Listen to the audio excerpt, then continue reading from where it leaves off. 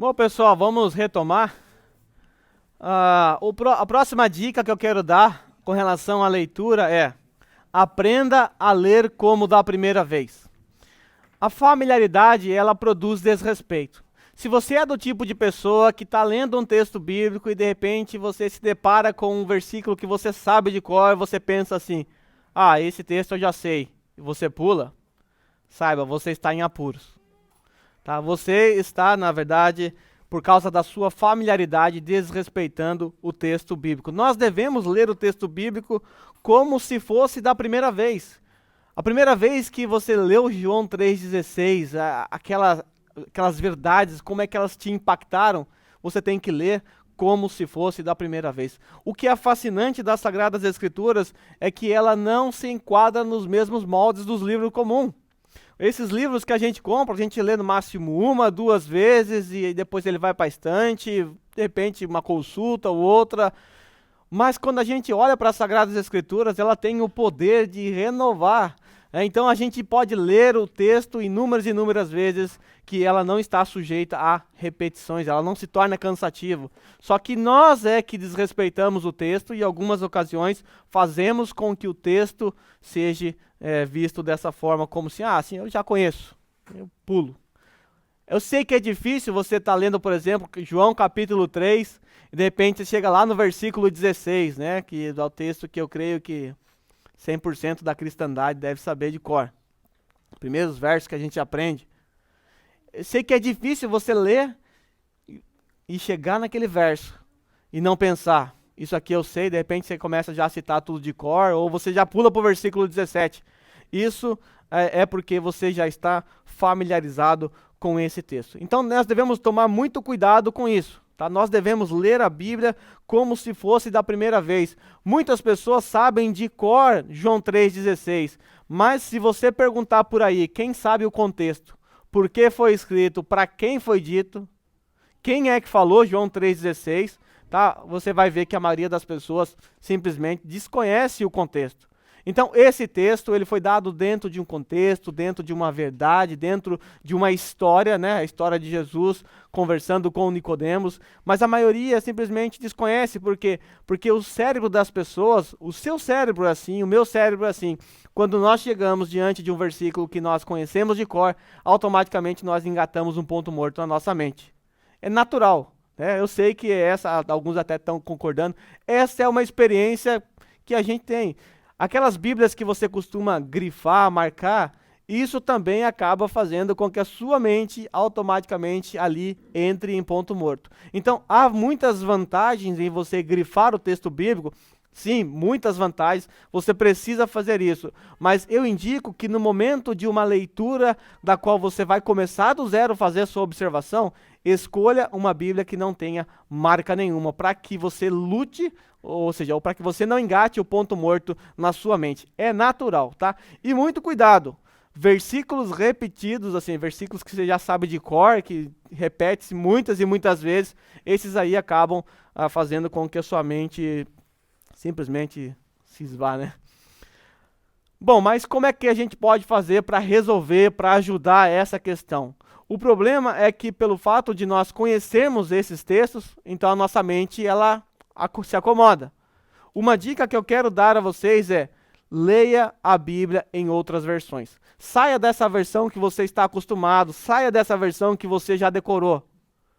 Se você optar por uma outra versão, isso vai chacoalhar o seu cérebro. Porque são outras palavras, outra maneira de traduzir o texto, e certamente o seu cérebro vai dar aquela balançada, você vai prestar mais atenção no texto. Experimente ler João 3,16 em outras versões, para você ver. Eu, a princípio, no começo, eu havia decorado naquelas versões mais antigas. A Bíblia que eu tinha, ela foi escrita pelo próprio punho dos discípulos, né? Eu tinha um manuscrito original praticamente, uma versão para lá, assim, de antiga. E quando saíram as versões novas, NVI e essas outras versões, eu não gostava de ler nas outras versões, porque eu não sabia de cor, né? Então, assim, acabava mexendo com a minha cabeça, porque eu tinha que prestar atenção, eram outras palavras, outra forma de organizar o texto. Atualmente, eu estou lendo essa Bíblia aqui, tá? Na verdade, são 3 livros desse aqui. Aqui é só um livro. Esse aqui é o livro 3, vai de Mateus a Apocalipse. É o Novo Testamento. Mas fora esse, tem outros 2 livros, bem mais grossos, eu trouxe o mais fininho para facilitar, chamado o Livro da Vida. O que há de especial nesse livro aqui, nessa Bíblia aqui? O que há de especial é que ela não contém versículos nem capítulos. Eu estava procurando uma Bíblia assim há muito tempo, aí o Carlos falou que essa Bíblia era assim, rapidamente eu abracei essa Bíblia aqui. Ela é grossa assim por quê? Porque ela tem estudo? Não, ela não tem estudo nenhum. A diferença é que ela usa um papel e uma encadernação semelhante às dos livros. Se você pegar a folha da Bíblia, você vai ver que é fininho, né? Ela quase que se desmancha na sua mão. Isso para que a Bíblia pudesse caber nas suas mãos. Então, eles têm que usar uma folha bem fina. Usaram folha grossa, deu 3 livros. Você não vai trazer na igreja 3 livros debaixo do braço todo domingo. Então, é evidente que o fato de você precisar carregar faz com que seja feito assim. Mas esse aqui não tem essas folhinhas finas. É uma folha grossa, folha igual de livro. Isso ajuda muito na leitura. Porque, por exemplo, eu tenho uma Bíblia de estudo lá, é muito ruim ler nela, porque você está lendo aqui e já está lendo o que está atrás, né? Porque você consegue ver o que está atrás. E isso atrapalha muito, cansa a vista e atrapalha demais. E essa daqui, por não ter capítulos e versículos, ajuda muito ainda, porque você não vê aqueles numerozinhos e acaba atrapalhando, às vezes, algumas divisões que é feita. Uma outra característica dela é que ela não sei se consegue ver aí, mas ela não é dividida no meio, né? A Bíblia, se você olhar a sua Bíblia, ela é dividida no meio. Numa página tem 2 seções. Essa daqui, ela é escrita como se fosse um livro. E a proposta é, leia a Bíblia como você nunca leu antes. É a proposta desse livro. Achei interessante, falei, então eu quero. E eu estou lendo aqui Novo Testamento, e está sendo bem interessante, tá? Antigamente, quando eu queria assim algo do tipo sem versículos, sem texto, eu tinha que copiar o texto na internet da Bíblia e ficar apagando os capítulos, os versículos para poder ler aquilo como uma carta, tá? Então, fica aí como uma dica para vocês. O ponto é, faça tudo o que for preciso para se aproximar da palavra de Deus com uma perspectiva renovada, tá? Com uma perspectiva renovada. Lembra quando você começou a ler pela primeira vez aquela paixão, aquele amor que você tinha pelo texto bíblico? Então resgate aquilo lá, você precisa voltar novamente. Lembre-se, uma das grandes assassinas do estudo bíblico é a declaração, eu já sei disso. Você pensou assim, você está em maus lençóis. E leia a Bíblia como uma carta de amor. Eu creio que nessa sala aqui, todos já devem ter se apaixonado uma vez na vida, pelo menos. E espero que você tenha até se casado com a pessoa a quem você se apaixonou. Eu me casei aos 21 anos, né? E naquela época, eu e a Rose já tínhamos planos de vir para o Japão. Já tínhamos essa intenção. E o consulado, ele exigia que ficássemos 1 ano casados, né? Por causa de não ser descendente. Eu não sei se você percebeu, mas eu não sou descendente. É que não dá para perceber. Tá? Mas o consulado exigiu que ficássemos 1 ano casado para depois me dar visto. Ok, vamos esperar. Só que naquela ocasião, os familiares da Rose estavam aqui, o irmão dela, e ele estava pensando em voltar para o Brasil. Então achamos interessante que chegássemos aqui com alguém conhecido, né, numa terra distante, sem saber falar, sem conhecer ninguém. Era um pouco preocupante. A gente era muito novo, né? E então decidimos que a Rose viria 6 meses à frente. E eu fiquei 6 meses esperando lá no Brasil, quase me acabei, né? Sofri muito.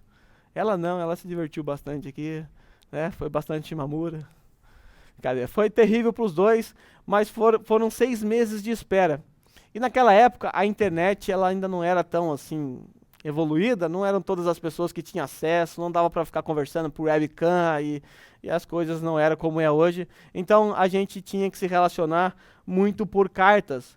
E sempre mandava carta para a Rose também me mandava cartas e as cartas chegavam e eu ficava até ansioso esperando as cartas, demorava de 15 a 20 dias às vezes para chegar e eu ficava esperando aquelas cartas ali. E a carta chegava. Como você acha que era a minha reação quando a carta chegava? Você acha que eu pegava a carta assim, mais uma carta da Rose, jogava ela num canto, depois eu leio quando der tempo? Você acha que eu abria a carta, lia um trecho da carta, querido Glauber, depois eu leio o resto? Você acha que é assim que eu me comportava diante da carta dela? É claro que não. Eu, como um leão desesperado, dava um tapa na orelha do carteiro, pegava, dá minha carta aqui logo, já abria aquela carta, já lia, e lia inúmeras e inúmeras vezes aquela carta. Na época eu era enfermeiro particular, então tinha muito tempo, né? Eu ficava a maior parte do tempo sentado, tinha tempo para ler, então eu levava as cartas, tinha uma caixa de carta que tem guardado até hoje, e eu ficava lendo as cartas antigas, as cartas novas. Por que que eu tinha esse relacionamento com essas cartas? Por que eu tinha essa admiração com essas cartas? Pelo simples fato de que ela foi escrita partindo do punho da pessoa que eu mais amo. Ó, ganhei um ponto com a minha mulher lá no fundo. Hein? Ela veio dos punhos da pessoa que eu mais admiro na face da terra. Então, por causa disso, meu respeito com aquelas cartas, meu desejo, meu anseio de ler aquelas cartas e ler repetidas vezes, eu até podia citar de cor trechos da carta de tanto que eu lia. Era uma forma de matar a saudade, vocês sabem como é que funciona, quem já se relacionou por carta sabe como é que a coisa funciona. Então, a maneira como nós nos relacionamos com a palavra de Deus diz respeito à maneira como nós enxergamos Deus. A maneira como nós olhamos Deus. Se você realmente ama Deus, é fato que você vai amar, admirar a palavra dele, lendo como se ela fosse uma carta de amor. De certa forma, a Bíblia é uma carta que Deus enviou para que você aprendesse sobre ele, para que você aprendesse diretrizes a ponto de você ser conformado à imagem e semelhança de Jesus Cristo. Eu quero ler aqui na página 72 do livro. Se você tem, pode me acompanhar. Se você não tem, não tem importância, não precisa, só preste atenção no que eu vou ler aqui.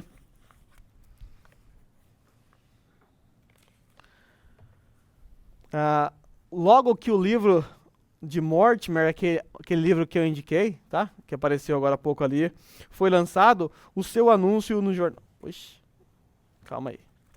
Horta. Segurança. Tá. Então, logo que aquele livro do Mortimer Adler foi lançado, o seu anúncio no jornal de New York Times dizia: Como ler uma carta de amor. Aí tinha uma foto que mostrava um adolescente confuso lendo cuidadosamente uma carta com a seguinte cópia na página. Este jovem acaba de receber a sua primeira carta de amor. Ele poderá ter lido 3 ou 4 vezes, mas está apenas começando. Lê-la de maneira tão precisa quanto ele quer requereria vários dicionários e uns bons dias de trabalho pesado com alguns experts em etimologia e filologia. Entretanto, ele vai passar bem sem isso. Ele irá ponderar sobre as exatas graduação do significado de cada palavra e de cada vírgula. Por exemplo, ela iniciou a carta, querido John. Pergunta-se a si mesmo, qual o exato significado dessas palavras? Será que ela teria se abstido de dizer queridíssimo John por ser retraída? Meu caro talvez teria soado formal demais? Ora, talvez ela dissesse o querido fulano para qualquer pessoa. Então, uma ruga de preocupação agora aparece em seu rosto, mas desaparece tão logo que começa a pensar na primeira frase. E diz assim, certamente ela não teria escrito aquilo a qualquer um. Assim, ele traça o seu caminho pela carta e no momento flutuando jubilosamente numa nuvem, no seguinte, miseravelmente em apuros. Causa 1000 dúvidas em sua mente, ele poderia até citar de cor os trechos que ele leu. Na verdade, ele irá o fazer pela semana a seguir. Então, o anúncio conclui. Se as pessoas lessem livros com 1/5 da mesma concentração, seríamos uma raça de gigantes mentais. Ou seja, se nós lêssemos a Bíblia com a mesma concentração, nós seríamos gigantes espirituais. Então leia a Bíblia como uma carta de amor. Pense nisso, Deus queria se comunicar com você hoje, e Ele escreveu isso num livro. Agora eu quero dar um teste de leitura para vocês. Eu não sei se vocês vão conseguir ler ali, mas eu acho que dá. Eu quero dar 90 segundos para vocês ler o que vai estar ali, tá? É um teste de leitura rapidinho. Vamos ver. Conseguem ler? Sim, né?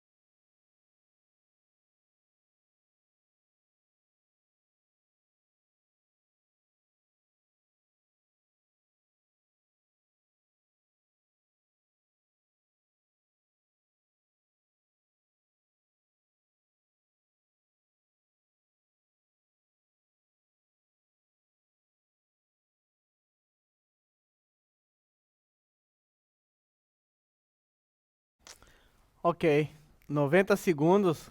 Se você é alguém que lê rápido, você leu pelo menos umas 3, 4 vezes. Mas se você é alguém que ainda não está acostumado a ler rápido, pelo menos uma vez você conseguiu ler, né? Todo mundo conseguiu ler uma vez, pelo menos, né? Ok, eu acho que o bebezinho ali não conseguiu, não.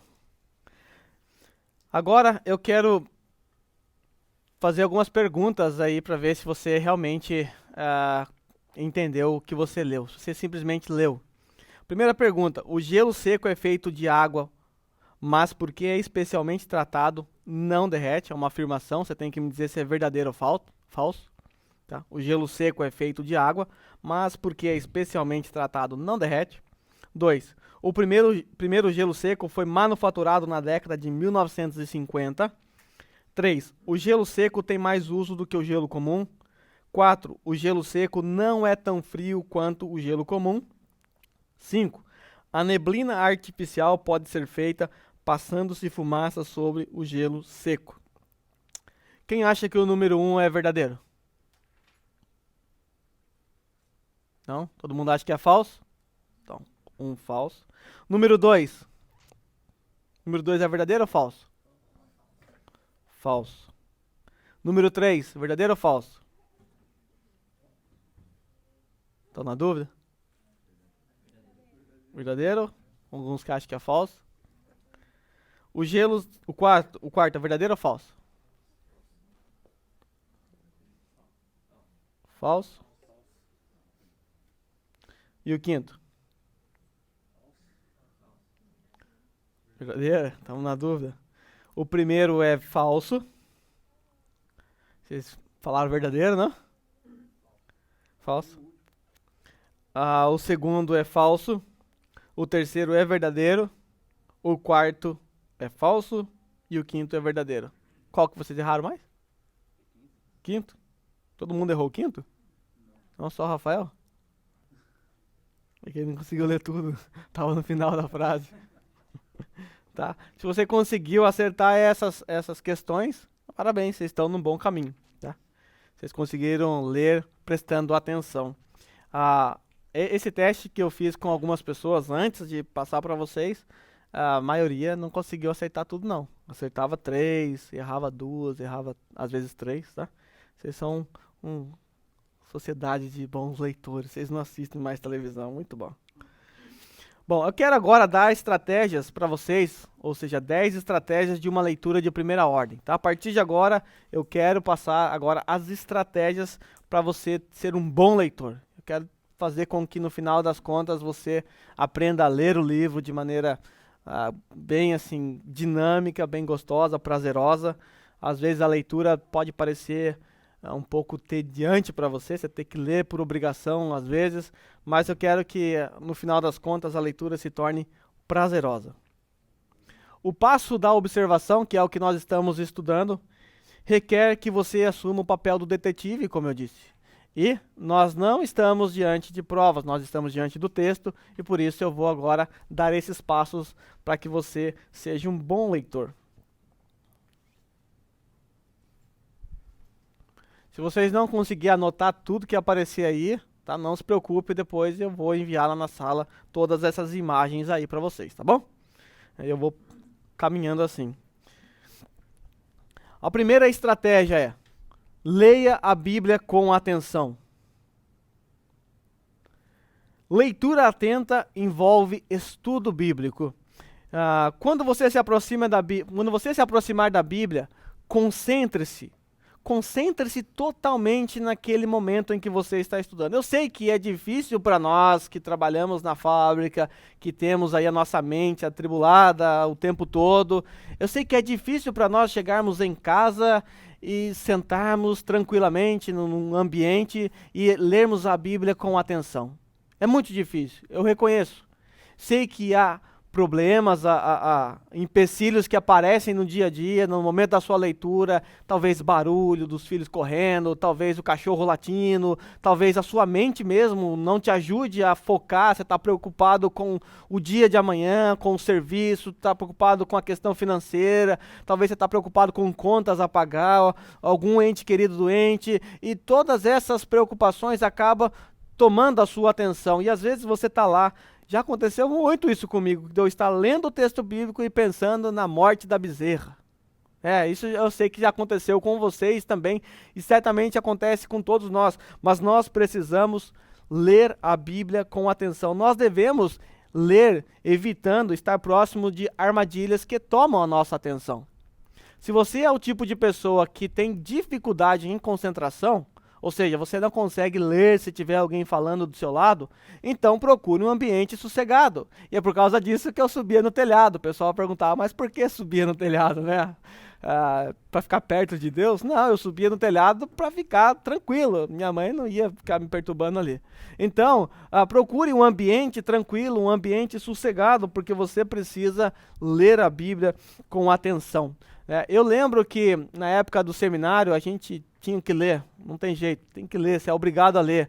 E o único tempo que eu tinha para leitura era nas horas do intervalo, na hora do almoço e no caminho do ônibus para casa, né? Eu tinha que aproveitar esse momento de leitura, era bastante tempo dentro do ônibus. E era difícil porque as pessoas no ônibus estão conversando. Elas estão falando do dia a dia, do jogo do Corinthians e do Palmeiras, e os bate-papo vão e aí começa a te chamar, falar em Corinthians lá. Não avisaram ele que não pode vir com a camisa do Corinthians. Colocar esse aviso na sala lá. Então as pessoas começam a falar, e aquilo tomava a minha atenção, eu não conseguia ler, mas eu precisava ler. E o que eu fiz então? Falei, puxa, eu preciso treinar a minha concentração. Eu, na época, tinha um programa chamado Terceiro Tempo, do Milton Neves, eu gostava muito, era o meu programa favorito, gostava demais daquele programa.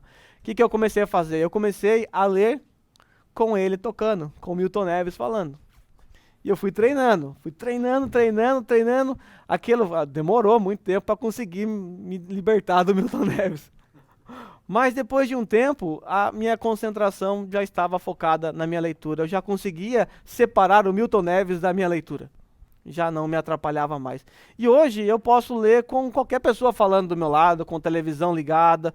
Mas para chegar a isso, tive que treinar muito. Então, se você quiser essa dica, tá? De treino, pega aí um programa que você gosta muito de assistir e fica lendo, forçando mesmo a sua mente. Lê procurando aqui as observações, os passos que você está fazendo, pega esses estudos, essas dicas e faz assistindo um programa que você gosta muito. Por exemplo, ele gosta de assistir as pregações do Benny Hinn.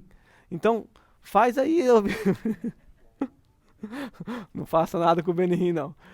Faça com alguma coisa que você gosta, tá? Algum programa que você gosta. Tenho certeza que isso vai te ajudar muito. Uma outra dica que ajuda na concentração de algumas pessoas, eu não sei se vai ser o seu caso, mas experimente. Faça a leitura com fundo musical. Que não tenha voz, tá? Fundo musical tocando. No YouTube, vários desses vídeos próprio para leitura. Eu lembro que no ano 4 anos atrás, que estava no Brasil, eu comecei a ler a história da igreja com fundo musical. Algumas vezes eu me pegava como se fosse o narrador da história, tá? Tava como se estivesse contando a história e era muito interessante, e isso me ajudou muito a perceber a história. Então, faça esse teste, de repente vai te ajudar na sua intenção, na sua atenção, ou não. Tá? Pode ser que atrapalhe. Já teve casos de amigos que eu indiquei, mas não consigo, só fico ouvindo a música. Não consigo ler nada, né? Então, nesse caso, mude o foco. Nesse livro que nós temos aqui na página 79, há um relato da história de um senhor que ele era ateu e ele queria muito refutar o cristianismo.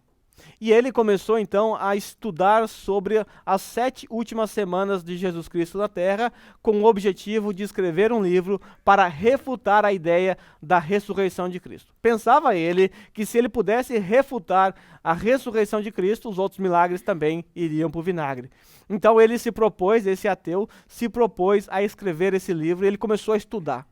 E ele começou a estudar com uma atenção, com um foco naquilo que ele queria, de forma que ele foi pesquisando detalhes da vida de Jesus Cristo naquelas últimas semanas, os sentimentos dos apóstolos com relação, porque os apóstolos bradaram a ressurreição de Cristo, e ele começou a estudar o perfil biográfico daqueles homens, começaram a estudar a história de Jesus, como Jesus se portou diante de Pôncio Pilatos, a reação de Cláudia, a mulher de Pôncio Pilatos, a reação do próprio Pilatos. Ele começou a estudar diligentemente todos os assuntos, todos os pontos relacionados às últimas semanas de Jesus Cristo, as 7 últimas semanas. Aí ele escreve aí no livro que aquilo trouxe muita estranheza a ele. Ele começou a perceber que aqueles últimos 7 dias foram dias estranhos e conturbados, mas o qual ele não podia negar que eles realmente haviam acontecido. E ele, então, estava escrevendo o livro, né, a respeito da negação da ressurreição de Cristo, e ele então não escreveu esse livro. Então ficou lá, o livro que recusou a ser escrito, esse é o título, e aí ele escreveu um outro livro, um livro chamado Quem Moveu a Pedra. E esse livro foi na década de 30, se eu não me engano, quem está acompanhando deve ter escrito aí, é até hoje um dos melhores livros para afirmar ou para defender a verdade da ressurreição. Na verdade, esse livro conta a história da conversão desse homem. Então, percebe que uma leitura com atenção, os resultados que isso pode produzir, produziu a conversão desse ateu. E certamente, na sua vida, vai também produzir resultados. Outra estratégia que eu quero dar é: leia repetidamente. Leia a Bíblia de forma repetida, né? Leia várias vezes. Talvez você já deve ter ouvido algum pregador dizer o seguinte: quando eu li essa passagem aqui pela 100ª vez, você falou, tá de brincadeira, né? Pela 100ª vez, não, eu não consigo ler 2, 3 vezes. Bom, na verdade, esse preletor está colocando essa estratégia em prática, ler a Bíblia repetidamente. Como eu já disse, a genialidade da palavra de Deus é que ela tem o poder sustentador de resistir às exposições repetidas. Por isso, ela é diferente de outros livros. Você pode ler de forma repetida, sim. Então, leia a Bíblia de forma repetida. Eu tenho certeza que isso vai te ajudar a perceber várias coisas no texto, a intenção do autor, o quadro geral, o pano de fundo. Isso vai te ajudar muito, ler de forma repetida. Quando eu preguei em Gálatas, eu tive que ler a carta que Paulo escreveu aos Gálatas inúmeras vezes. Li muitas e muitas vezes. E essa repetição fez com que eu conseguisse entrar na mente do apóstolo Paulo, conseguisse entender tudo o que estava acontecendo, ou seja, o pano de fundo histórico, e até podia citar a carta quase que de cor. Então, qualquer versículo que alguém citasse, eu sabia já o contexto, sabia onde estava, sabia por que aquilo foi dito, qual é a razão de Paulo ter falado aquilo, e aquilo ajudou muito. Por quê? Porque eu li de forma repetida, inúmeras vezes. Tá? Então, uma dica que eu quero dar agora, também dentro desse aspecto, é: leia livros inteiros de uma só vez. Leia o livro inteiro de uma só vez. Escolheu uma carta do apóstolo Paulo aos Coríntios. Leia ele inteiro, de uma só vez, em uma única tacada. Sei que você deve estar pensando, puxa vida, Isaías não dá, né? 66 capítulos, né? Não dá. Talvez não dê hoje, porque você ainda não tem habilidade de ler rápido. Mas, lá na frente, se você continuar praticando, você consegue ler Isaías tranquilamente. Isaías é muito menor do que um romance que as pessoas no passado liam em 1, 2 dias. Muito menor. Na época que não tinha televisão, não tinha nada, né? As pessoas só liam. Então, com certeza, dá sim para você chegar a ler Isaías. Mas pegue essas cartas pequenininhas que nós temos no Novo Testamento, a princípio, e leia o livro todo de uma só vez. Quando Paulo escreveu a carta aos Coríntios, por exemplo, vocês acham que quando aquela carta chegou na mão lá do responsável pela igreja de Corinto, e ele chegou na frente lá daquele grupo lá, naquela reunião, você acha que eles fizeram o quê? Você acha que o dirigente falou assim: eu, Paulo, apóstolo de Jesus Cristo, tá bom, irmão, semana que vem eu vou ler o resto. Você acha que foi assim? Certamente que não. É óbvio que eles leram a carta do começo ao fim, e aquela igreja certamente estava ali ansiando por receber aquela carta.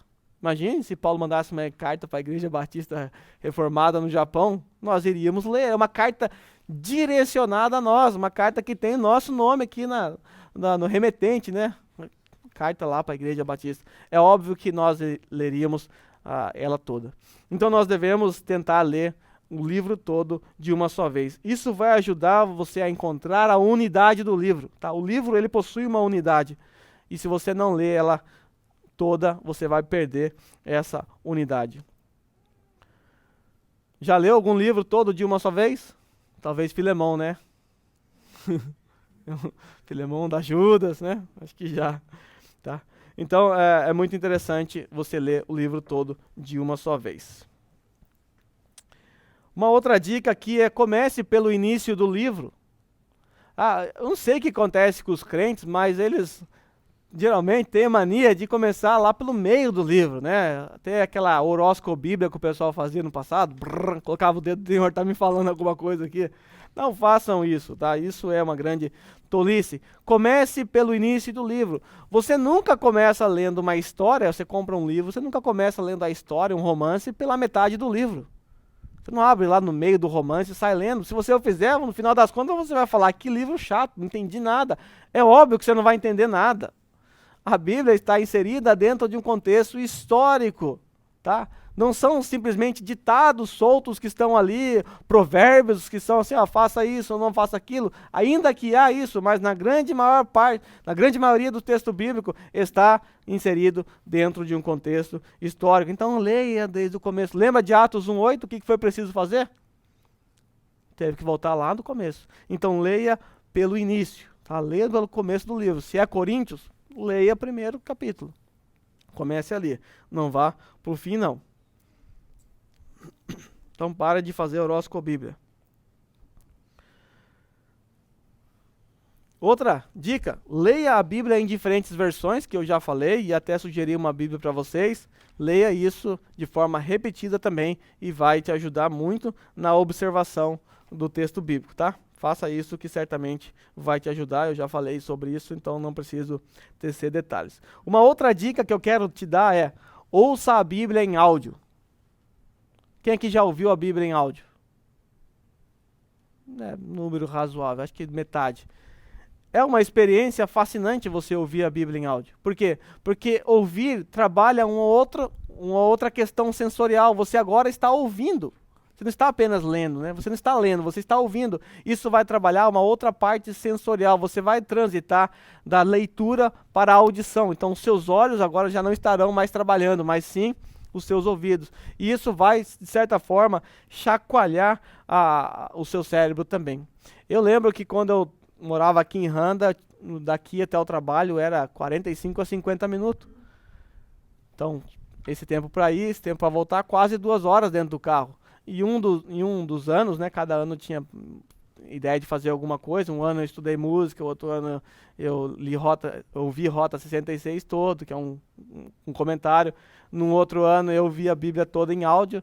E foi fascinante quando eu ouvi a Bíblia toda em áudio. Isso mudou muito a minha percepção. E eu escolhi uma narração dramatizada. Cada personagem tinha sua voz, né? Então, quando Pedro falava, era a voz de um cara lá que era o Pedro. E você acabava você se familiarizava com o personagem. Depois você ia ler a carta de Pedro, a narração era ele. É o Pedro que está falando aqui, tá? Você não precisava saber nem quem era. Ele falava e já sabia quem estava falando. Então, foi bem interessante. Eu creio que isso te ajuda a dar uma visão bem interessante da Bíblia, até porque é outra pessoa que está falando, é outra pessoa que está lendo, não é você, e isso vai despertar a sua atenção.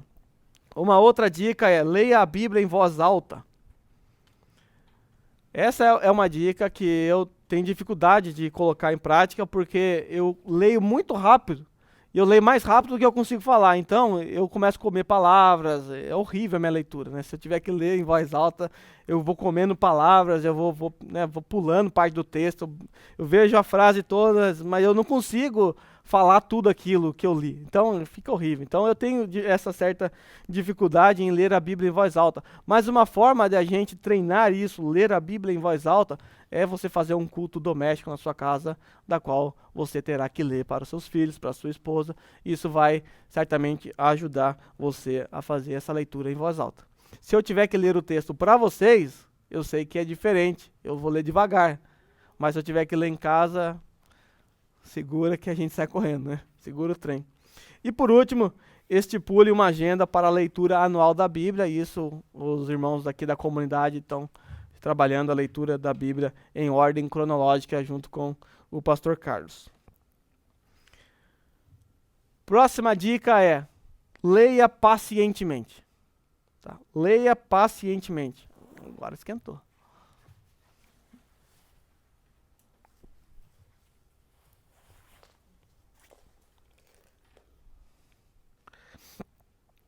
É muito importante vocês serem pacientes nesse processo, porque a gente vive numa era do aqui e agora, do fast, queremos tudo muito rápido, tudo pronto, e a Bíblia às vezes não nos dá essa rapidez. Às vezes a gente olha para aqueles pregadores, né, e você fala, nossa, como ele consegue ver tudo isso no texto. Mesmo texto que eu preguei no domingo, olho lá na internet, o cara foi, do meu sermão todo, ele só pegou um ponto e destrinchou aquilo. Como é que ele consegue ver tudo aquilo? E eu não. Seja paciente. Essa pessoa está há quanto tempo fazendo, se envolvendo nesse processo? É preciso ter paciência, o processo é lento, por isso você precisa de paciência. Tá? A gente não vai abrir a Bíblia e amanhã conseguir fazer todas as observações, todas as anotações e fazer dessa forma aqui. Você precisa ter um pouco de paciência. Não se sinta frustrado por ser difícil. É de fato difícil, mas se você perseverar, for paciente, eu tenho certeza que você vai chegar lá. Vai chegar um dia em que o processo todo vai funcionar na sua mente. Quando eu comecei a fazer o método OICA, que eu aprendi no seminário, eu então me propus a fazer em cima do livro de Atos. Então todos os dias eu pegava um capítulo e fazia observação, escrevia tudo ali, interpretação, fazia todo aquele processo. E às vezes um capítulo demorava quase uma semana.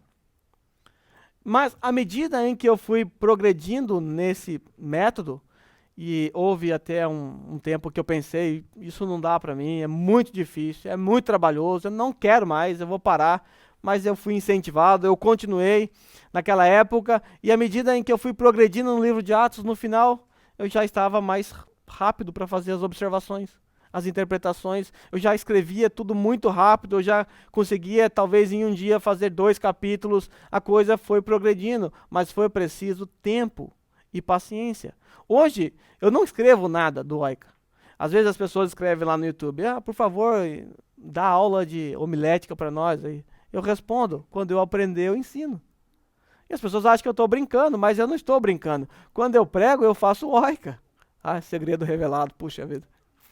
É o que eu faço, é o OICA. Eu observo o texto, se eu escolhi lá na época a carta aos Gálatas ou de João, eu tenho aquele texto, o que eu tenho que fazer? Observo, colho as dicas que o próprio texto está me dando, interpreto, depois faço uma aplicação. É isso que eu faço. Talvez nos moldes de um seminário, eu seria reprovado na aula de homilética, certamente. Quando eu fiz homilética no seminário, eu não dei a mínima, porque eu achava que eu nunca ia pregar, não é a minha área. Então, não vou ensinar nada, não vou pregar nada. Então, eu fiz por fazer essa matéria, então não aprendi, na verdade, né? Mas, conforme o tempo foi passando, isso se tornou mais fixo. Hoje está na mente, faço naturalmente. Eu não fico pensando quando estou lendo o texto, estou na letra O, ou observação. Não, eu já estou lendo, procurando correlação, tentando achar o significado daquilo e depois respondo. Às vezes chega um irmão com o texto bíblico. Ô irmão Glauber, o que significa esse versículo? Sabe aqueles versículos que você nem sabia que estava lá? Isso é uma Bíblia mesmo? Tipo assim, né? Um versículo que você nunca parou para pensar nele. Aí o que eu faço? Na hora eu peço para ler, leio, lógico que o contexto, rapidinho, eu estou fazendo o OICA na minha mente. E depois eu respondo. Então, é um processo que vai te ajudar muito, mas requer paciência. Você precisa ser paciente consigo. E uma dica nesse processo todo é: trabalhe com um livro por mês. Escolha um livro das Sagradas Escrituras, esse livro pequenininho, esse livro menor. Faça esse propósito e trabalhe com ele. Comece com um livro por mês. Parece muito tempo, né, para se gastar num livro por mês. Você acha que é muito tempo? Parece. Um mês num livro? Puxa, em um ano eu só vou aprender 12 livros da Bíblia? Mas, na verdade, um mês é muito pouco para se estudar nesse processo aqui. Por quê? Porque se nós lembrarmos de Atos 1:8, quanta coisa a gente conseguiu perceber ali. Mais de 30 observações. Imagine se você fizesse do livro de Atos todo. Isso certamente gastaria bem mais de um mês. Mas em um mês, se você escolher um livro em um mês, você poderá, por exemplo, ler o livro várias vezes.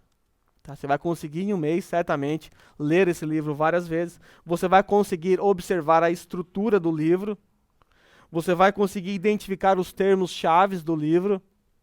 Você vai conseguir investigar os principais personagens do livro, porque não dá para investigar todos, né? Você vai certamente descobrir o pano de fundo histórico, vai descobrir a forma prática de colocar a aplicação em sua vida, né? A letra A. Então, em um mês, dá para você conseguir tudo isso. Parece pouco, mas não é.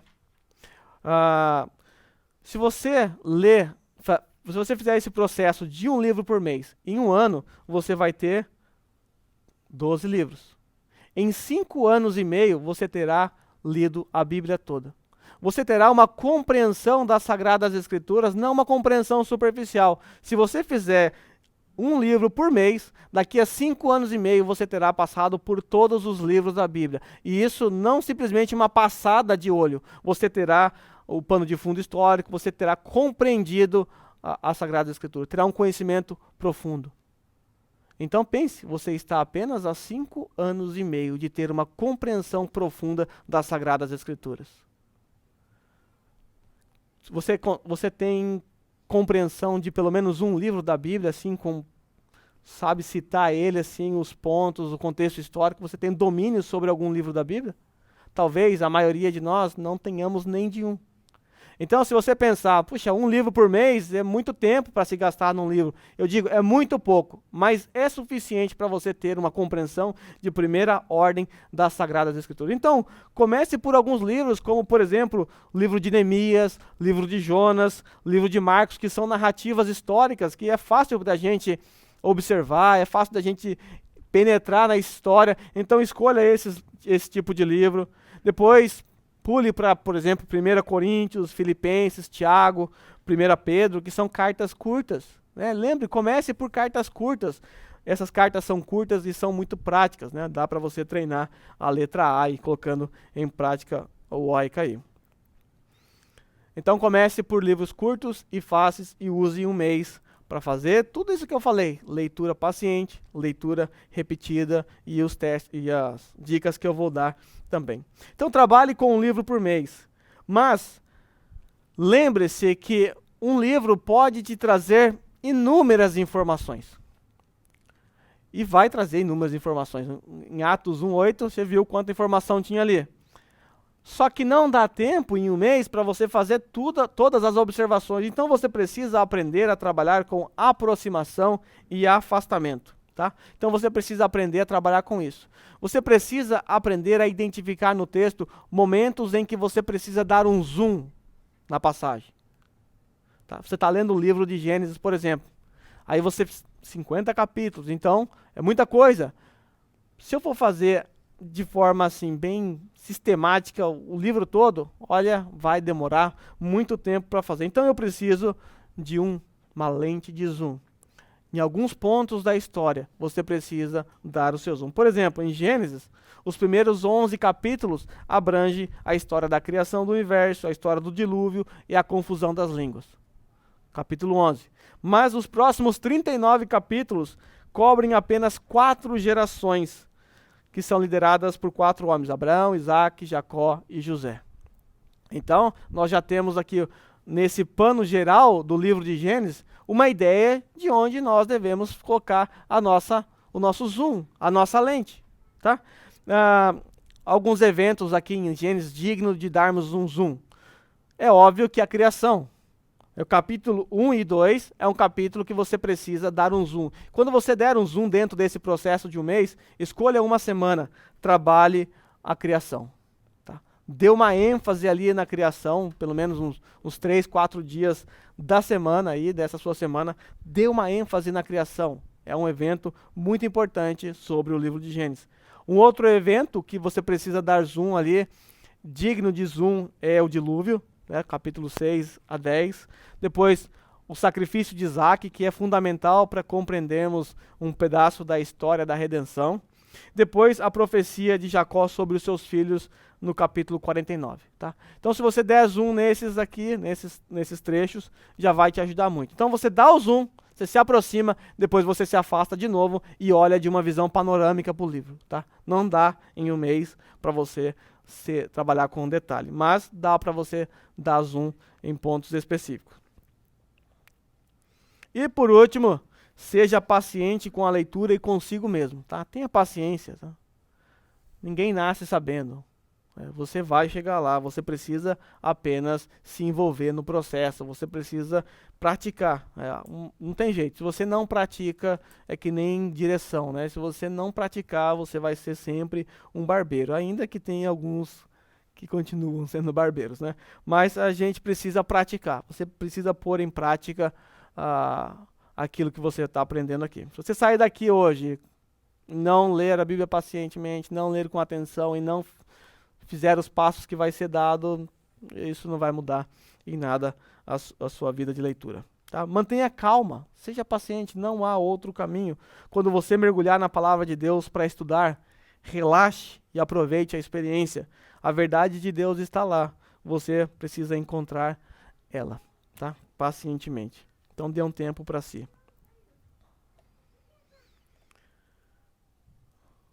Leia seletivamente, tá? A próxima dica é leia seletivamente.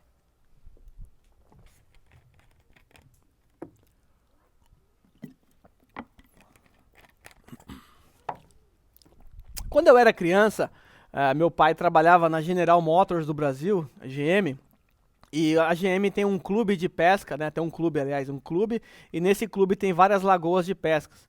E uma vez meu pai me inscreveu num campeonato de pesca da GM. E fui eu lá, acompanhado do meu pai, por ser uma criança, então eu tinha que estar acompanhado de um adulto. Meu pai foi meu acompanhante e era feito um sorteio, havia bandeirinhas que separavam um espaço do outro, né, entre os competidores, de 1,5 metro mais ou menos.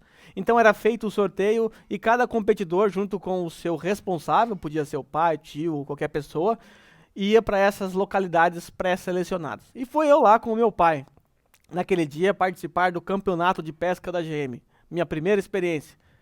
E naquele dia nós só lavamos a minhoca. A minhoca saiu limpinha naquele dia, não pegamos nada, foi trágico, né? Foi horrível aquela experiência. Não sabia nem pôr minhoca no anzol, não sabia tirar o peixe da água.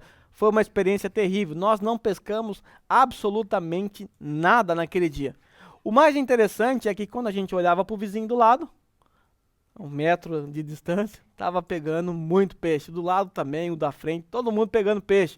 E eu com meu pai, nada. No ano seguinte, meu pai me escreveu de novo, meu pai é bem persistente, né? Não desistiu. Me colocou de novo ali. E nessa ocasião eu convidei o meu vizinho para ser meu auxiliar. E meu vizinho é um cara da roça, pescador, gosta muito de pescar, passava os fins de semana sempre pescando. E eu levei. Ele chegou com um kit, com várias iscas, várias coisas ali. E ele ficava observando do lado os peixes que estavam vindo, tal, a altura da boia. Ele, cheio das técnicas dele ali. Olha, naquele dia nós pegamos tanto peixe que eu fiquei em 4º lugar no campeonato. Com mais de 150 competidores.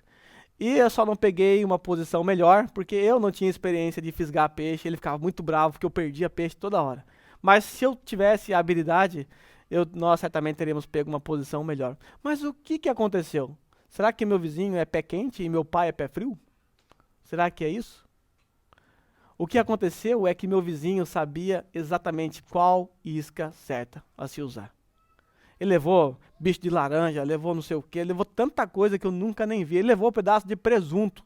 Achei que era pra gente comer, não era. Era pra pegar um tipo de peixe lá. Eu nem sabia que tinha peixe folgado assim, que queria comer presunto.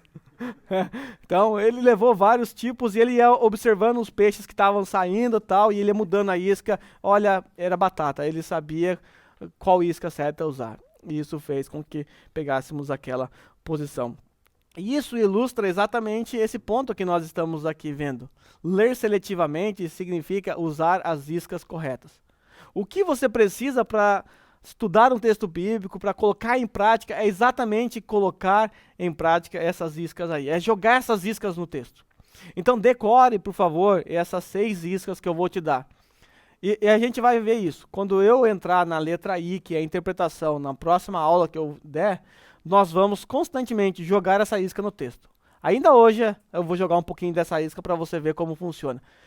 São as perguntas que funcionam para qualquer texto bíblico e te ajuda a entender. A primeira pergunta que aparece aí é: quem? Primeira isca que você lança, coloca no seu anzol, olhou para o texto bíblico, joga lá, quem? Quem são as pessoas do texto? Bom, responder essa pergunta é muito fácil, né? Basta apenas a gente ler o texto bíblico, simplesmente dar uma leitura aí que você consegue perceber. Mas uma vez que você identifica um personagem no texto bíblico, então você deve procurar algumas coisas sobre ele. A ideia do quem não é simplesmente você saber quem está ali no texto, o nome, mas fazer algumas perguntas sobre esse personagem. Esse personagem ele pode ter um contexto histórico e isso vai ajudar você na interpretação do texto bíblico. Por exemplo, uma pergunta que você faz, identificou um personagem lá. Você primeiro pesquisa o que é dito sobre esta pessoa. Tá, o que é dito sobre esse personagem que apareceu? O que as más línguas dizem sobre ele, né? Por exemplo, você está lendo Josué 2:1, aí você encontra uma mulher ali chamada Raabe. Aparece Raabe, personagem. O que é dito sobre ela? Ela carrega um título. Que título ela carrega? Prostituta. Então, o que é dito sobre Raabe? Prostituta. E você vai ler todas as vezes que Raabe é mencionada na Bíblia, ela aparece com o título Prostituta Raabe. Já pensou andar com um crachá desse, né?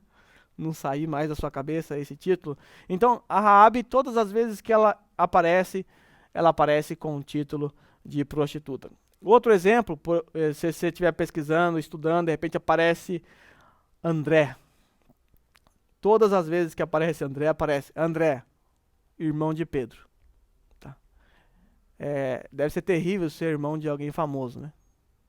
Você vê, por exemplo, a Sandy, você fala, oi, Sandy Júnior, mas não é a Sandy Júnior, é só a Sandy que está ali. Você acaba vinculando com a pessoa famosa, né? Sandy Júnior, filho de Chitãozinho Chororó. Nossa, como assim, né? Não é filho de Chitãozinho Chororó. Mas o André aqui, todas as vezes que ele aparece, o André, sabe o André? Conhece o André? Não, aquele irmão do Pedro.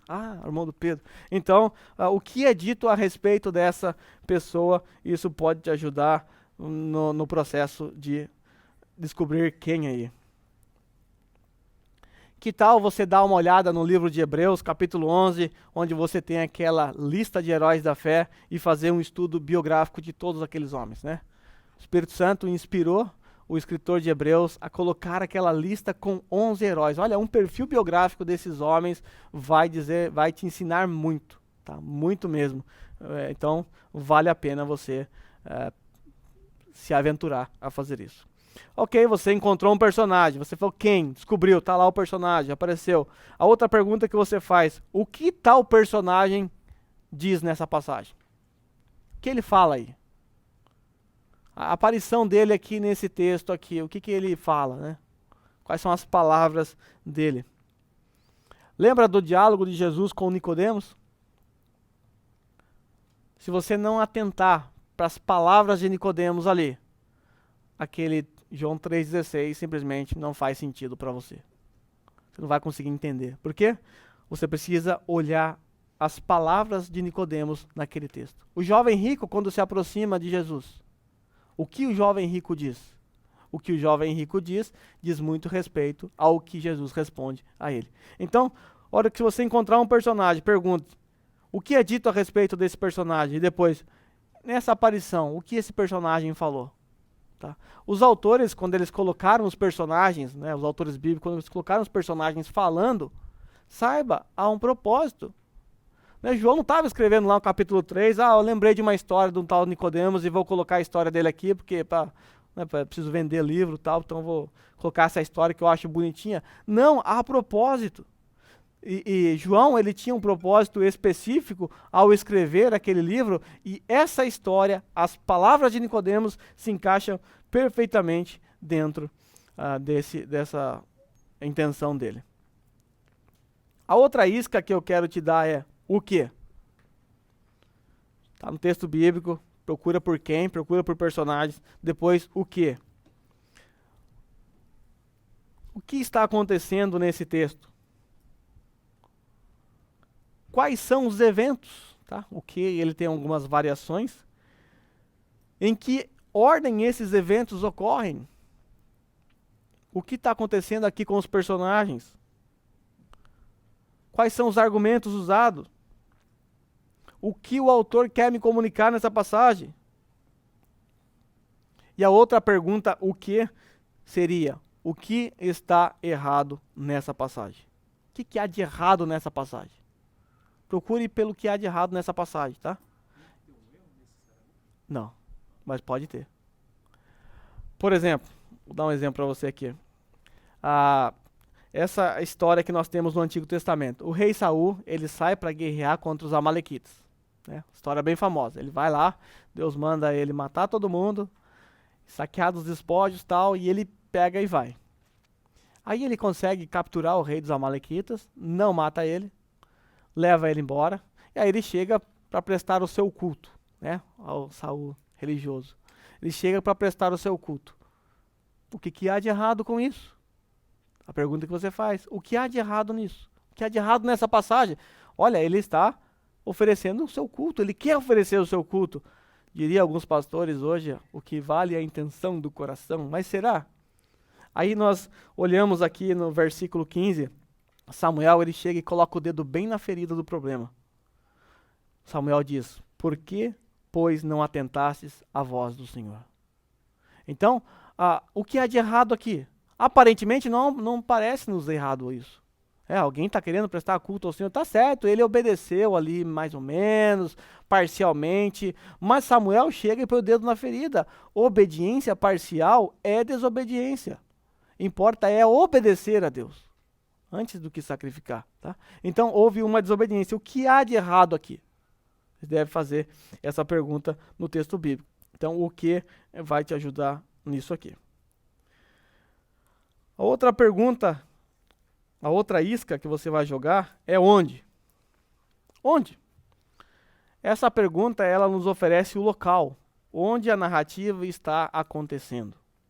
Onde estão as pessoas nessa história, de onde estão vindo, para onde estão indo, onde está o escritor, onde estavam os leitores originais.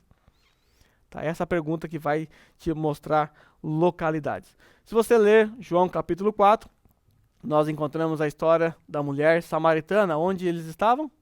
Samaria. Mais especificamente, num poço. Então, todas essas informações vão te ajudar na sua interpretação sobre aquele poço. Ela fala: o poço que nós ganhamos do pai de Jacó. Então, você vai pesquisar. Isso tem uma razão de estar ali. Tá? Samaria. Estavam em Samaria. Isso tem uma razão. Por que Samaria aparece ali no texto? Dá um choque na mente de um judeu ler um texto como esse. Jesus, o considerado Messias, indo a Samaria, e você pesquisa e descobre que os judeus e os samaritanos não se dão bem. No próprio texto diz isso. Se odiavam, não comiam no mesmo utensílio.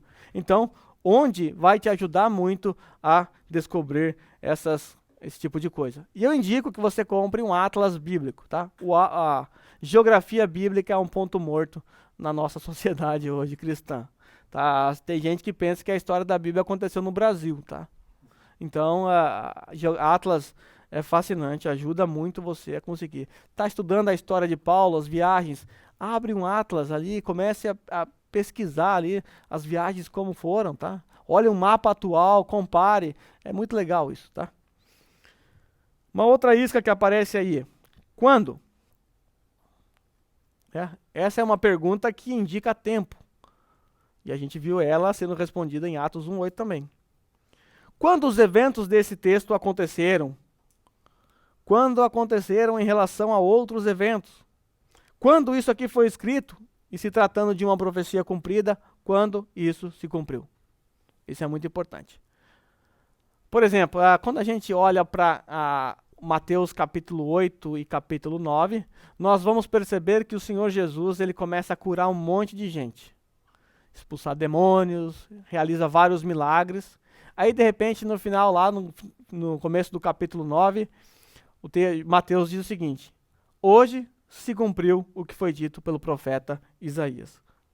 Certamente, ele tomou sobre si as nossas enfermidades. Ok? É uma observação que parece simples, mas dá luz a um erro muito comum que as pessoas cometem hoje. Eu já fui de uma igreja em que, se você ficasse doente, as pessoas chegavam para você e diziam assim: determina a sua cura. Bom, mas por quê? Porque Jesus levou na cruz a sua enfermidade.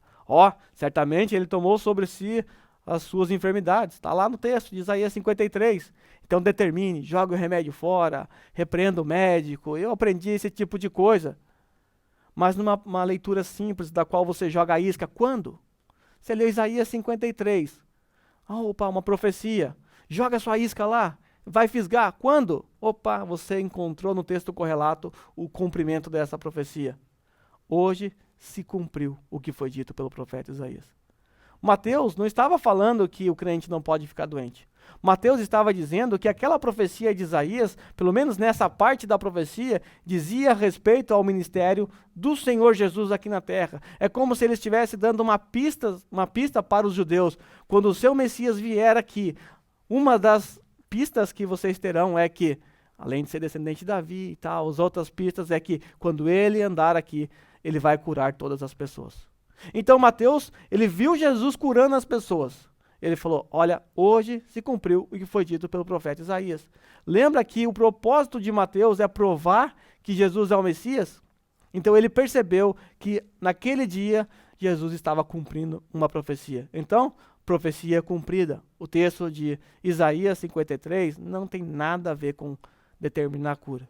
Então, é simplesmente você jogar uma isquinha como essa. Quando? Tá? Um outro exemplo, né? Alguém abre para mim a Bíblia em Marcos 1:35. Vamos ver esse quando aí. Vamos jogar essa isca quando, para a gente ver o que a gente consegue capturar aí. Vamos ver se são bons pescadores.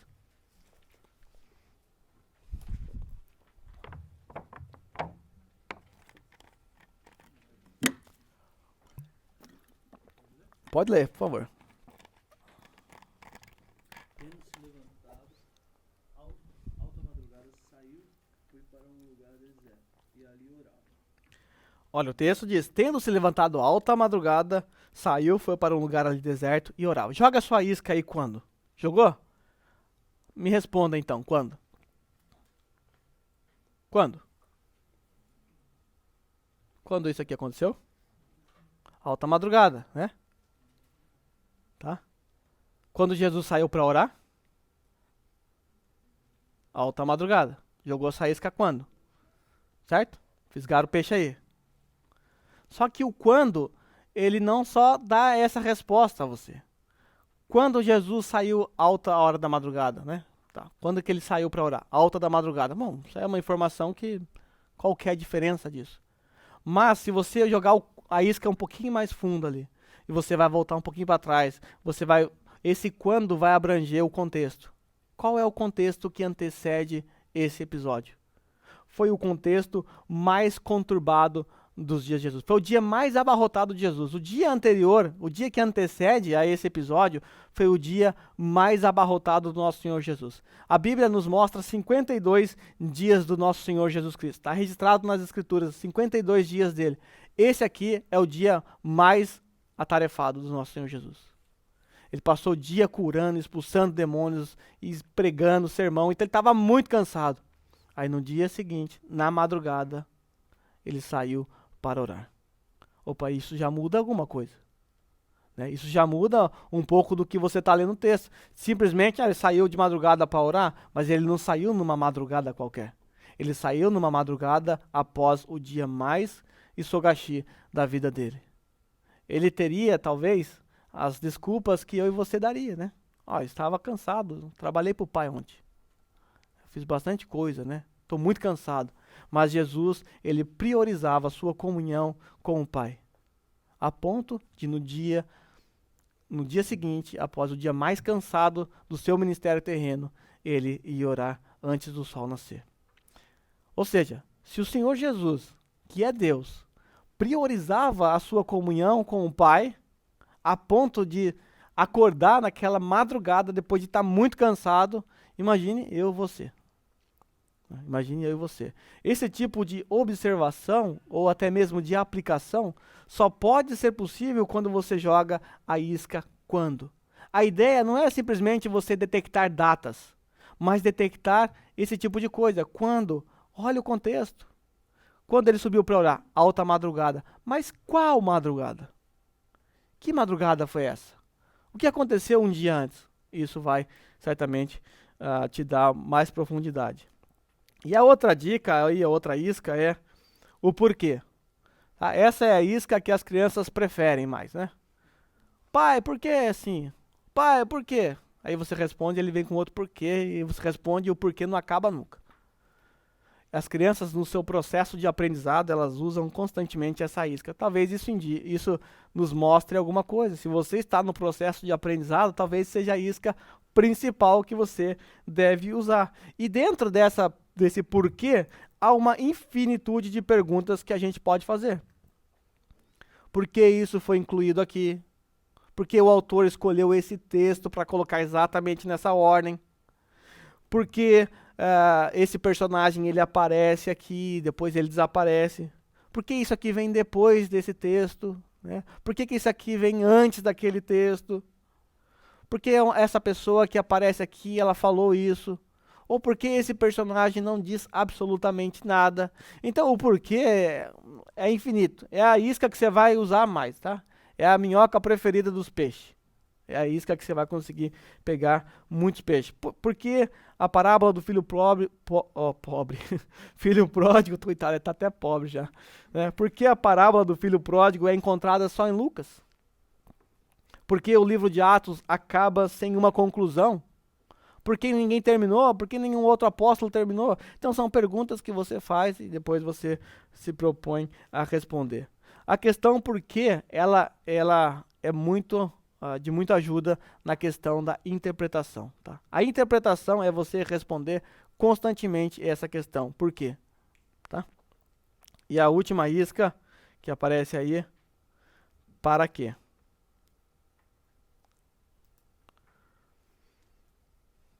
Esse para quê é aquela isca relacionada com a letra A do OICA e que corresponde à nossa aplicação. O que o texto significa para mim? Para que esse texto foi escrito? Qual a finalidade? O que ele quer comunicar em minha vida? O que ele quer me mudar? Que mensagem está saindo daqui? Para que essa mensagem está aqui? Há um propósito, ela quer te mudar. Como eu já disse, toda a escritura foi dada não para satisfazer a nossa curiosidade, mas para mudar a nossa vida. Então, o para quê é fundamental, tá? Você saber aplicar o texto a você. Vamos agora fazer um pequeno exercício rapidinho para a gente acordar. Lucas 24, do versículo 13 a 35. Eu quero que vocês façam perguntas aí ao texto. Jogue, vê se você consegue jogar essas iscas aí. Você vai escrevendo com a sua caneta aí o que, por quê. Não precisa responder, tá? É só escreve aí se você consegue identificar o local para se jogar a isca. Depois a gente vai ver. Lucas 24, 13 a 35. Vamos tentar jogar as 6 perguntas aí, porque na minha próxima observação eu vou trabalhar com um bloco de versículos e a gente vai jogar essas perguntas aí.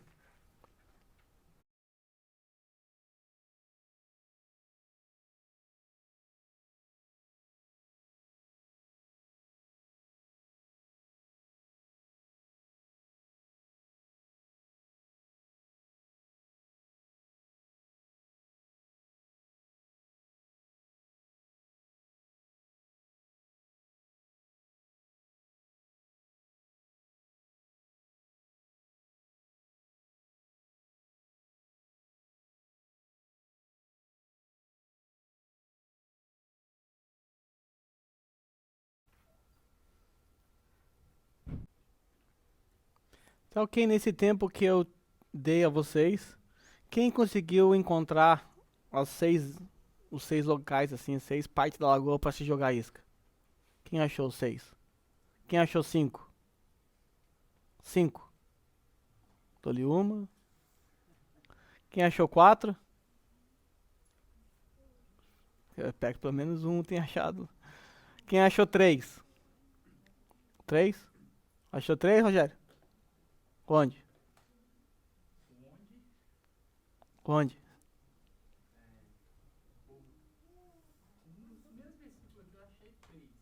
Ah, explica pra nós. Naquele mesmo dia, assim, onde? Quando, quer dizer? Hum, Dois dos seus seguidores, quem? E estavam caminhando para o povoado de Emaús, a 11 quilômetros de Jerusalém. No caminho falavam a respeito de tudo que havia acontecido. O quê? onde também. É. Agora, se você pegar e estudar, procurando responder essas perguntas, certamente você vai ter uma compreensão bem interessante desse texto aí, tá? Quem achou 2? Só 2. Não? 1. Quem achou nenhum? A maioria não levantou a mão, ninguém achou nada. Tudo isso? Tá. Não vou pedir para explicar, mas não, só. Precisa ter medo, não. Então, se você estiver diante de um texto como esse, você pega um caderninho do lado e começa a fazer essas perguntas. Depois, estuda. Quem é Emaús? Que caminho de Emaús? O que está acontecendo ali? Qual é o contexto que antecede aquilo ali? Né? O que está acontecendo que os discípulos estão ali, né, nessa caminhada? Então, vai respondendo essas perguntas. Você está preparado para fazer um sermão no domingo, né? Você mesmo, Rogério. Tá, enquanto o almoço não temos ainda informação, nós vamos prosseguir aqui. Próximo passo quinta estratégia nossa é leia com oração. Infelizmente, nós temos a tendência de pensar que o estudo bíblico e a oração são 2 disciplinas separadas. Mas o fato é que a oração e o estudo bíblico estão integralmente relacionados. Tem gente que acha assim, o estudo bíblico é algo da carne e a oração é algo do espírito. É tolice, tá? É tolice. Isso aí não acredita nisso, não. A oração e o estudo bíblico têm que andar de mão dada. Algumas vezes, estudando o texto bíblico, ele começa a ficar difícil, ele começa a não fluir, você não consegue entender direito. Várias vezes isso acontece. O que tem que ser feito? Vai orar. Pede a orientação de Deus. A Bíblia é a palavra dele. E certamente ele quer que você entenda. Então, suplique ao Espírito Santo que te ilumine naquele momento. Várias vezes, preparando o sermão, isso acontece. Você está indo, de repente, chega numa parte do texto que não vai, e você fica quebrando a cabeça e não vai. Saiba, é hora de você parar e orar. Aliás, nós devemos, antes de começar a fazer uma leitura, nós deveríamos suplicar a Deus, por favor, estou diante da tua palavra, me ajude a entender o texto bíblico, me ajude a compreender a verdade aqui nesse texto. Não estou aqui apenas para ler o texto, mas estou aqui para aprender a verdade que o Senhor tem para me trazer nessa manhã, nessa tarde. Então nós devemos sim fazer uma oração no estudo bíblico. E sempre que você se encontrar ali, sempre que você encontrar uma verdade que marque a sua vida, ou uma verdade que transforma o seu pensamento, pare. Agradeça a Deus, né? Faça como o apóstolo Paulo lá em Romanos, a profundidade da riqueza. Para tudo, faça essa nota de louvor a Deus através da oração. Tá? Nós não estamos estudando aqui biologia, nós não estamos estudando geografia ou matemática, nós estamos estudando a palavra de Deus. E nós sabemos que as coisas espirituais só podem ser discernidas espiritualmente. Eu não quero oferecer a vocês um método técnico que vai funcionar em tudo. A parte do Espírito Santo, nada do que você aprender aqui vai funcionar. Você precisa de Deus te ajudando, você precisa do Espírito Santo te iluminando, você precisa da misericórdia de Deus para trabalhar na sua mente, te ajudar a focar, te ajudar a se concentrar. Se você conseguir colocar tudo isso aqui que eu falei em prática, dê uma nota de louvor ao Espírito Santo. Ele te ajudou na concentração, a ler com atenção, te ajudou a ler melhor, te ajudou a ler como se fosse uma carta de amor. Ele está te ajudando em todo esse processo de estudo bíblico. Nessa aula de hoje, da observação, nós não vamos colocar muito em prática aqui na sala de aula, nós não vamos trabalhar muito com o texto bíblico. Mas quando nós entrarmos na letra I, vocês vão ver que o tempo inteiro eu vou jogar aquelas iscas, eu vou jogar as dicas que eu estou dando hoje para que vocês coloquem em prática. Então, na letra I, quando nós tivermos daqui a 2 meses essa matéria, venham preparados com o caderno, porque nós vamos fazer muito exercício aqui.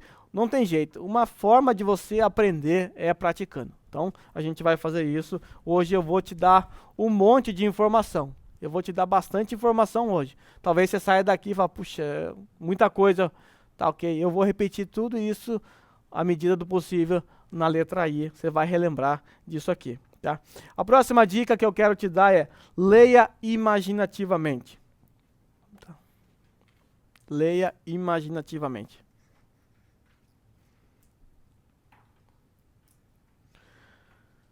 Nós precisamos usar a nossa imaginação quando estivermos lendo as Sagradas Escrituras. Porque, como eu já disse, a Bíblia foi escrita num progresso da história da humanidade. Deus foi usando homens que tinham seus sentimentos, tinham suas emoções, tinham suas volições, e esses homens foram participando do momento em que as Escrituras foram sendo compostas.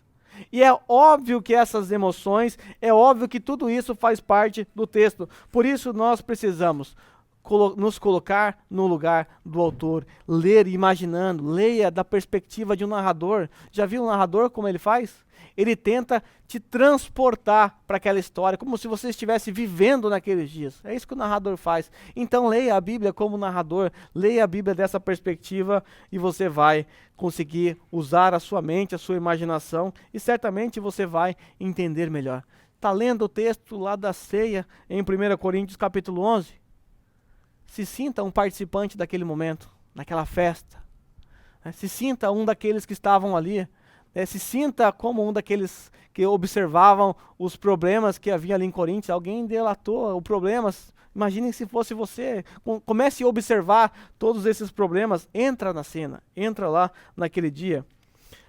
Não se esqueça jamais. Deus deu a sua palavra dentro da história da humanidade. Deus foi se revelando progressivamente. Deus não chegou no Jardim do Éden, está aqui Adão, a Bíblia, esse livro, está tudo aqui que você precisa.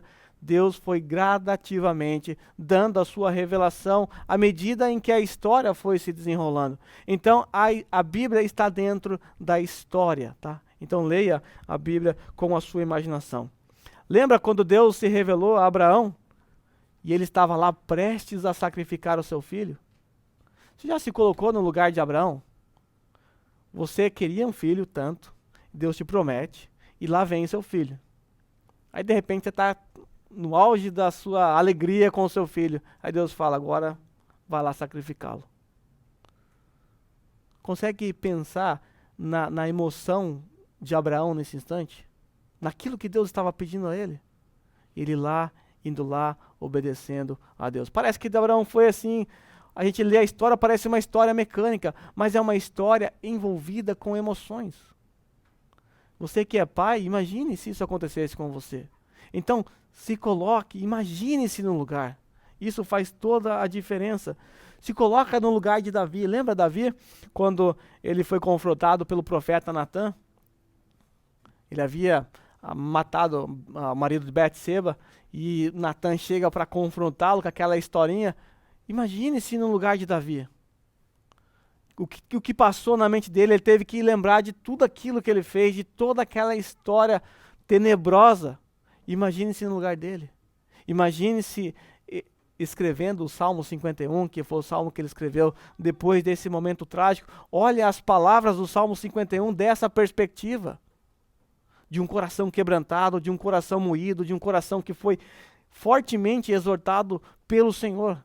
Então leia imaginativamente, não leia como você lê um jornal, um gibi, leia tentando entrar na mente dos seus autores. Lembra de Pedro quando ele negou o nosso Senhor Jesus? Eu já me coloquei no lugar de Pedro algumas vezes e olha, deve ser terrível você estar naquela situação em que você falou, eu não vou negar o Senhor, esses aqui até podem negar, mas eu não. Aí de repente você nega o Senhor conforme ele tinha dito, depois que o galo cantou 2 vezes, né? Depois que o galo cantou 2 vezes, ele nega o nosso Senhor Jesus e de repente agora Pedro cai em si. eu neguei o Senhor Jesus. Imagine Pedro andando na praia lá, e de repente chega Jesus para ele, tu me amas? E faz ainda a pergunta 3 vezes, que é para pegar a ferida de Pedro. Imagine Pedro respondendo ao Senhor Jesus naquele momento. Como você responderia? Se hoje o Senhor chegasse diante de você e falasse com você, lembra seu pecado de ontem à noite que você cometeu contra mim? Como é que você sentiria? Então se coloque no lugar de Pedro, né? Ele havia negado o Senhor Jesus de forma terrível, né? E ele estava num momento muito amargurado da vida dele ali. Então se coloque no lugar dele. Leia a Bíblia com a sua imaginação. Tá. Então a gente vai almoçar agora. Então até 1h15 nós estamos com esse tempo para almoçar. Quem tiver que